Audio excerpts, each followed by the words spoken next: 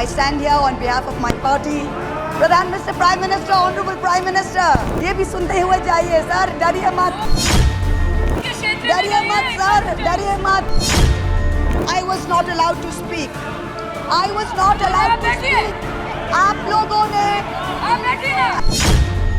मुझे बैठाने का चक्कर में जनता ने आपके 63 सदस्यों 63 जन को परमानेंटली बैठा दिया. The BJP, the ruling party, the Honorable Prime Minister mentioned many words beginning with the letter M. Musalman, Mullah, Madrasa, Mughal, Mutton, Machli, Mujra, Mangal Sutra, but not once did they mention Manipur. And from then on, the fire. From then on, blood. Come, see the blood on the streets. Come, see the blood in the streets. Please go to Manipur, see the blood in the streets. The President's address talks of a comprehensive campaign by the government to enrich and make 3 crore women Lakhpati Didis. All that we have seen so far is a far more comprehensive campaign to make 1 Arabpati Dada. I'm sure I don't need to take his name in this house. I'm sure we all know who we are talking about. This country has been ashamed and disgusted by the language used against minorities during this campaign. Baba Mitra,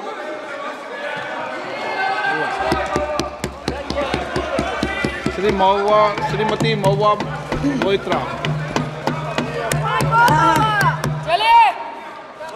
Thank you. Honorable Speaker, sir, my esteemed colleagues in the 18th Lok Sabha, I stand here on behalf of my party.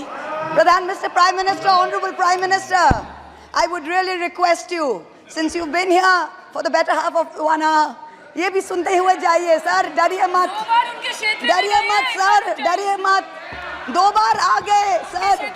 You came to my area twice during the campaign, sir. आज तो सुन के जाइए sir. Never mind, my bad luck. Honorable Speaker, sir, Rahul. Honorable Speaker, sir, my esteemed colleagues in this newly constituted 18th Lok Sabha, I stand here on behalf of my party, the All India Trinamool Congress. कोई बात नहीं, वो मेरे LOP है, वो मेरे LOP है, वो already मुझे सुन चुके हैं, वो मेरे LOP है. Honorable Speaker, sir, my esteemed colleagues, in this 18th Lok Sabha, I stand here on behalf of my party, the All India Trinamool Congress, to speak on the Honorable President's address. The last time I stood here, sir, the last time I stood here, I was not allowed to speak. I was not allowed to speak. आप लोगों ने let me finish. Dimple, let me finish. Guys, ignore. Let me finish. And जिसको जाना है, please जाइए, no problem. The last time I stood here, I was not allowed to speak. I was not allowed to speak. But the ruling party has paid a very heavy price for throttling the voice of 1 MP. मुझे बैठाने का चक्कर में जनता ने आपके 63 सदस्यों 63 जन को परमानेंटली बैठा दिया. You have gone down from 303 to 240. In my maiden speech in the Lok Sabha in June 2019, I spoke on the 7 signs of fascism that were taking over this country. 5 years to the date, on June 27, 2024, this House saw the unprecedented scene of the marshals welcoming the President of India, the Honorable President, with a Sengol in their hand. The Sengol is a symbol of the supreme authority of a monarch. It has no place in the temple of a constitutional democracy. But Honorable Speaker, sir, it is understandable why this happened. Because the BJP has still not understood that their 303 brute majority, their Rajtantra, has been reduced to a 240-seat minority by the Loktantra. They are still living in the world of the Sengol. This sudden changed reality, this new reality, is yet to sink in for the treasury benches and especially for the speech writers of the Honorable President's address. The speech that the Honorable President read out, she said, the people of India have elected a stable government with a clear majority. Please do not embarrass the office of the President by using poorly edited cut and paste versions of old speeches. This is not a stable government. It depends on multiple allies with a history of U-turns. It has not got a simple majority. The BJP is 32 short of 272. It is going to be a very hard landing for the Treasury benches, as was obvious today. This time there are 234 warriors this time, firmly united, and we have walked through fire to walk through these doors, so you will not be able to shut us up this time the way you did last time. There are numerous statements in the Honorable President's address that defy even a tenuous link to truth and to reality. Like in my 2019 maiden speech when I spoke in 7 signs, today I have picked out 6 themes from the Honorable President's address, and I will analyze how each of them is an exercise in fallacy and exercise in untruth. The address covers many issues, but I have chosen 6 themes. The first theme, the Northeast. The Honorable President's address says that the government has increased allocation for the Northeast by 4 times, has worked for increased and lasting peace in the area. Now, I have one question. Why is the word Manipur nowhere in the speech?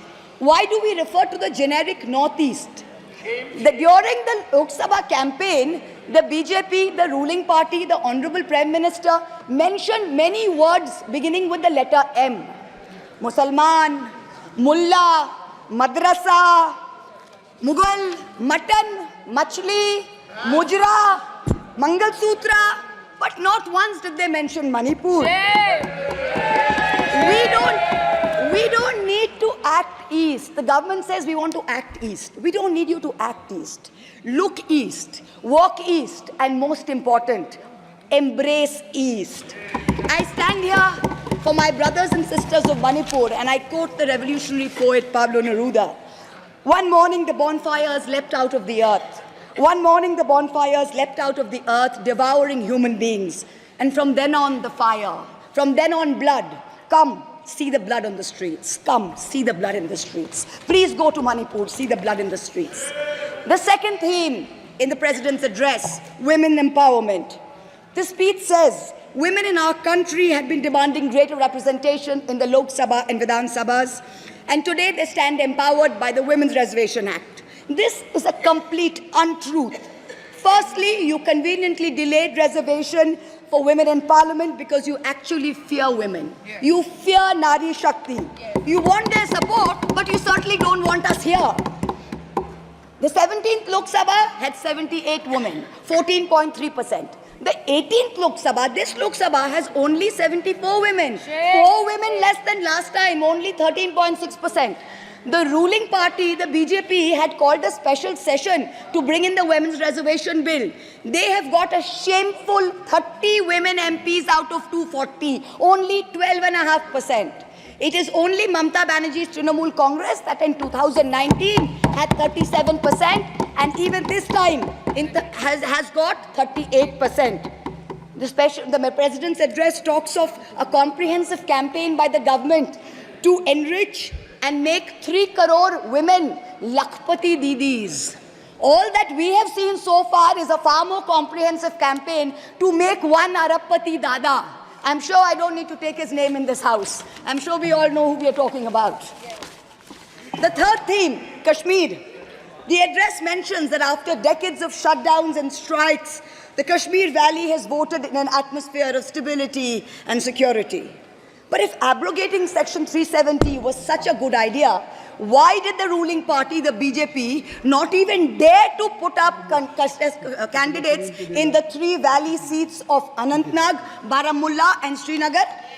If 370 was such a big deal and you were going to campaign on the basis of 370, you did not even dare to fight the seats. The Kashmir Valley has voted in MPs who were against your 2019 decision. You downgraded Ladakh into a union territory. You told them it was a temporary move. Today, 5 years later, the Ladakhis are still waiting. They have not got back their statehood. You have not given them a legislature. You have not included them in the 6th schedule. You have not given their demand of 2 separate seats of Leh and Kargil. As a result, in the current Lok Sabha, the Ladakhis have relegated you to 3rd position in the Lok Sabha. You lost it. The 4th theme in the Honorable President's address, the Election Commission of India. The speech expresses gratitude to the ECI for conducting the largest election in the world. With all humility, with no intent to denigrate the office of what used to be the august constitutional body of this land, let us as members of this opposition put on record that we won in spite of the EC, not because of it. The commissioners chosen by a government-dominated panel in willful disobedience of the Supreme Court turned a deaf ear to the most egregious violations of the Model Code of Conduct by the ruling party, by the Honorable Prime Minister with his hate-filled speeches and his divisive religion-based rhetoric. This country has been ashamed and disgusted by the language used against minorities during this campaign. This election will go down in history where an eager and compliant election commission turned a blind eye and a deaf ear against the excesses of the ruling party when the MCC was in effect. Opposition leaders were arrested, party accounts were frozen, ED and CBI even came into our election offices with impunity. Ultimately, the voters took charge and they said, "Bahut ho gaya. Enough is enough." The 5th theme, and here I have to commend the speechwriter's very dark, almost macabre sense of humor. The Indian Railways, aviation and infrastructure. The address says that work on the Ahmedabad-Mumbai bullet train is going on at a fast pace, and Indian Railways is doing feasibility studies for bullet train corridors in the north, in the south, in the east of India. Now I'm going to ask the government a question. Why are you, Honorable Chairperson? Is this a cruel joke? You are sanctioning 1,08,000 crores, 1,08,000 crores for one single Mumbai-Ahmedabad bullet train. A basic high-speed rail network costs 200 crores per kilometer. The Indian Railways is touting the Kavach anti-collision system. It's an automatic train protection system as the cheapest in the world, says 50 lakhs per kilometer is the cost. The total rail tracks in India is roughly about 126,000 kilometers. So the cost of covering all of India with Kavach is going to be 63,000 crores. All of India's Kavach costs 63,000 and one single Ahmedabad-Mumbai bullet train costs 1,08,000. Please look at the numbers. Last June in Balasore, 3 trains collided, 296 people died. The ministry said Kavach was not operational on that route. Last week, Kanchenjunga Express collided with a goods train in New Jalpaiguri. 10 people died. Again, the ministry said Kavach is not operational on the route. The Economic Times had a survey which said at the current level of funding, it will take 50 years for all of India to be covered under Kavach. And you're telling us about bullet trains. And please don't start shouting about what it was during Nehru's time. We don't know and we don't care. False equivalences cannot take the place of real body bags. The address mentions about how India is apparently the 3rd largest domestic aviation hub of the world. In truth, India's airports have become domestic hazard hubs. First in Jabalpur, then in Delhi, then in Rajkot. Newly constructed airports have canopies falling down, killing people. The newly constructed Rampath in Ayodhya has had 3 cave-ins in the last week. The Pragati Maidan tunnel is flooded. The Atal Setu has developed cracks. The Ram temple's roof is leaking. This is exactly what happens when infrastructure is poorly planned and rushed in order for photo opportunities by the supreme leaders. The sixth theme, competitive cooperative federalism. Honorable Chairperson, sir, the last decade saw the most brutal government-sponsored throttling of cooperative federalism that this country has ever seen. I speak for my own state of West Bengal. The centre has withheld 7,000 crores in Manrega funds. 17 lakh households have been deprived for work already done. It has held back 8,200 crores under the rural housing scheme, over 11 lakh houses sanctioned but not paid. Another 1,000 crores has been held back in pension and PMGSY. A total of 16,000 crores. When we went to meet the Rural Development Minister, we were dragged out by the Delhi police and bundled into prison vans. Last week, as a delegation, we went to meet with Atishi of the AAP, who was on hunger strike. Look at what is happening in the AAP government in Delhi today. The Aam Aadmi is in power in Delhi. There was a 1994 water sharing agreement which mandated Haryana to release 613 million gallons of water per day to Delhi. Haryana is run by the BJP government, and they have reneged on this agreement. They are releasing 100 million gallons less per day, as a result of which 28 lakh people in Delhi are having to go without water per day. This government's competitive cooperative federalism seems to be an exercise in how to compete on how to choke opposition-run states. भैया हमको बैठाना आप पे बहुत भारी पड़ा, हमको मत बैठाइए, बहुत भारी पड़ा आप पे, बहुत भारी पड़ा. The government spent the past 5 years. Honourable member, kindly address to the chair. The government spent the first 5 years in almost perfecting an elected autocracy.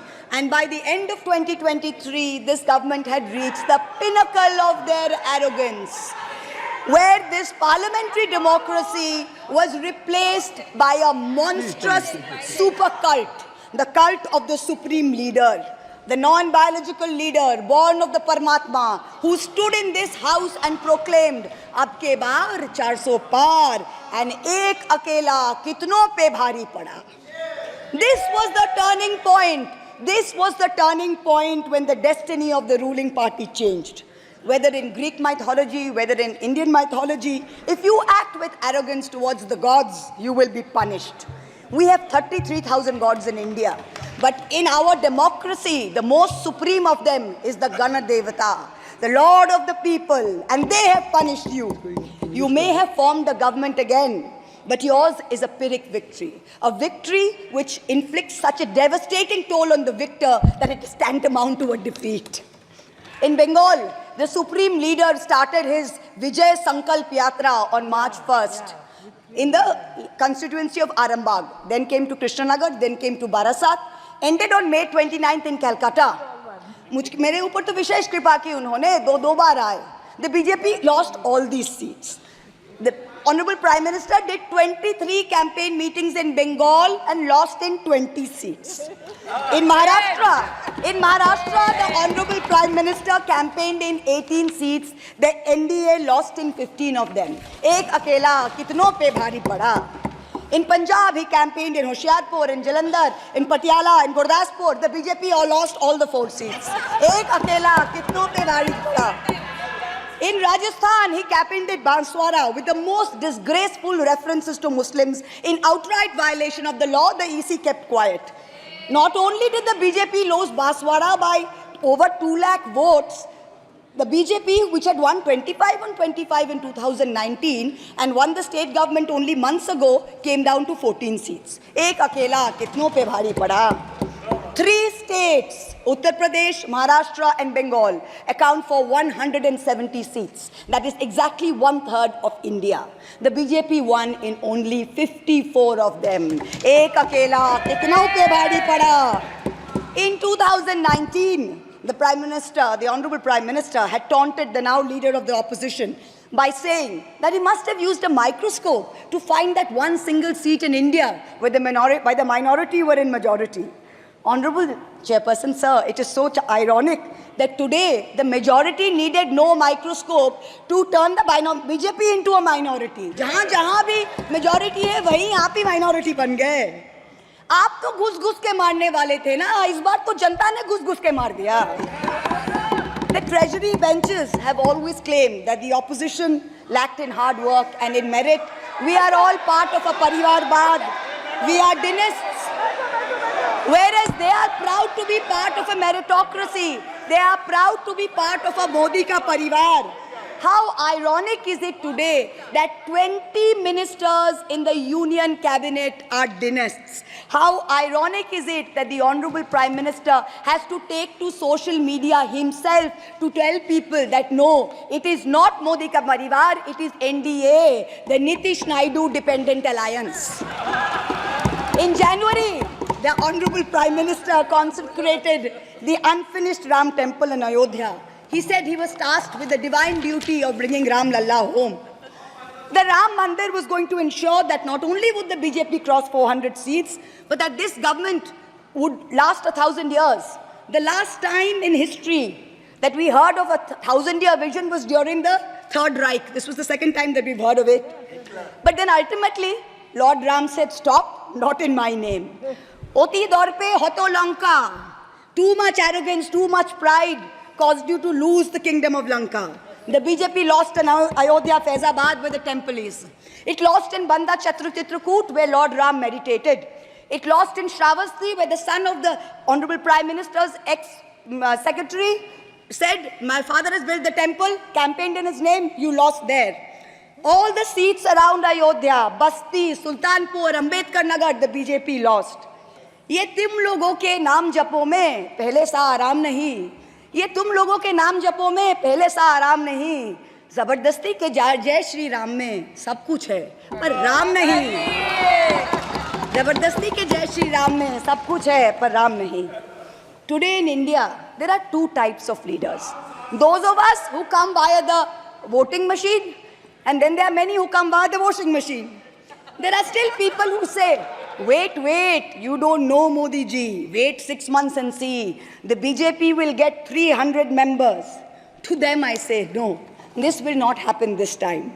Because every potential turncoat will have to choose between temporary greed of fear and between permanently becoming politically irrelevant. So you can offer you can accept a temporary offer of a ministry, you can accept a temporary settlement of an existing trumped-up CBI or ED case, and you can switch parties. But when you go back to the electorate will punish you. Most turncoats have been punished by the electorate.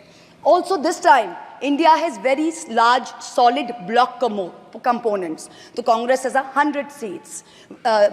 SP has 37 seats. Trinamool has 29 seats. DMK has 22 seats. NCP and UPTA have 17 seats. So this is not a ragtag bunch of members that you can lure away. This is a solid block. So yes, it's a question of time. But the question is not whether they will get 300. The question is when people will join us and we will cross 272. The ruling party's politics have always been along the lines of religious hate and ethnic divisiveness. But even at the height of their power, when they got 303 seats, 1 out of 2 Hindus had not voted for the BJP. This time, even in their core Hindi heartland, their core voters have deserted them. The Muslims in India, over 250 of them, called infiltrators, called terrorists in the land of their birth, waited silently, patiently, and bided their time. And in one voice during this election, in every state, they stood up and they told the government, and I quote the poet Puneet Sharma, Hindustan se mera seedha rishta hai. Tum kaun ho be? Tum kaun ho be? Kyun batlau tumko? Kitna gehra hai? The Dalits, whom the BJP paid lip service to for so many years, realized that even the talk of 400 seats meant that Baba Sahib Ambedkar's constitution was in danger, and they deserted the party. The Marathas, whom the BJP coalition had tried so desperately to woo, realized that their promises were worth nothing. The BJP and its allies lost 7 out of 8 seats in Marathwad. The Jats, the careers of their youth at risk with this ill-conceived Agniveer scheme, their farming livelihoods threatened, their female wrestlers manhandled. They vented their ire at the ballot box. Ultimately, it was the BJP's policies of exclusion, not inclusion. You wanted to exclude everybody, and that was your undoing. You didn't need Muslims. You trampled on Dalits. You ignored farmers. You ignored Jats. You marginalized Kashmiris. Well, they consolidated their voice during this election pan-India, and today they don't need you. That's the message they've given you during this election. ये देश ही अपना हासिल है जहां राम प्रसाद भी बिस्मिल है। मिट्टी को कैसे बांटोगे, सबका ही खून तो शामिल है। That's what they said. You can't divide us. You can't do it anymore. This new India, this new frame of reference is going to be very hard for a lot of interest groups. Perhaps the first casualty is the legacy media. The Godi media was its own worst victim. The brown-nosing TV anchors and online trolls lied, spread fake information, amplified the government's propaganda. So-called psephologists who actually had printing contracts from the government of India were on TV 24/7 acting like the election was a done deal. There was no need for voting. The BJP had already won. Media moguls organized conclaves where they prostrated themselves before the Vishwa Guru. Anchors used staged interviews and set up scripts. In short, the media had lost all credibility. So when you asked the people during surveys which way they voted, they didn't trust you and they didn't tell you the truth, which is why you got it wrong. Ram Kamal Jha, the editor of the Indian Express, remarked that some media owners were so comfortable on their knees that it hurts to stand up. To them we say, please stay where you are. There is a new generation of journalists in India today with spine, with integrity and with courage. A media you have done your best to silence with fake cases and attempts and censorship, but they have survived and they will thrive in the digital space. I will also touch upon another pillar in our democracy, the judiciary. 2 days ago, the Honorable Chief Justice of India, while on a visit to Calcutta, remarked that judges were not deities. They are here to dispense justice with compassion. Just as one can't be partly pregnant, you either are or you're not. Justice and democracy too must be absolute. They cannot partly be in effect. The retirement age for High Court justices is 62, and the retirement age for Supreme Court judges is 65. Now, this has unfortunately contributed to High Court judges kowtowing to the Supreme Court Collegium and to the government for a last-minute elevation to be able to serve for 3 more years and then qualify for further sinecures, such as the head of the Lokpal, the head of the National Human Rights Commission, chairman of various tribunals. It has come to such a state that opposition leaders framed in politically motivated cases are denied and bail and denied justice simply because judges are even scared to touch their case for fear of offending the government. Today I say, the poorest people in India who have perhaps the most to lose from offending the government in power, they have shown spine and risen to the occasion. Your lords and ladyships, heed thy inner voice, have a spine, rise to the occasion. 7 months ago, on the 8th of December, this house was transformed into a Kurusabha, presided over by a blind Dhritarashtra, where Dushrasan Darbaris made every attempt to disrobe Draupadi.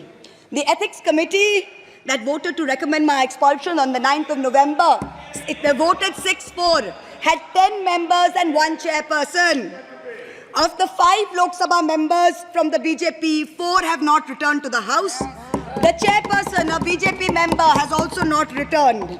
The Congress turncoat from Punjab who voted against has also not returned. The BJP lady MP from Maharashtra who started the debate in the House on behalf of the BJP has also lost. Much like Lord Krishna protected Draupadi, the people of Krishnanagar have protected me. In the last year, a lot of people look at me and say, oh, Mahua, you must have lost a lot. You lost your membership, you lost your house. And by the way, I also lost my uterus due to a surgery. But you know what I gained? I gained what Rahulji said, the freedom from fear. I do not fear you. I will see the end of you. We will see the end of you. Your ED, your CBI, your income tax, your trolls, your media, your bought-out judges, nobody can scare us. The people of India are patient. They will wait patiently for this government to fall. And I hope that whoever writes the next speech for the Honorable President of India will give her the respect and the honor due by not filling it with falsity. This government has dishonored the office of the President by giving her a script that is full of lies. We wait, and the people of India wait, for the restoration of her honor and for the honor of her august office. It is in this hope that I bow my head to the holiest of our books in its 75th year of adoption. Hail the Constitution, Joy Sangvidhan. Thank you.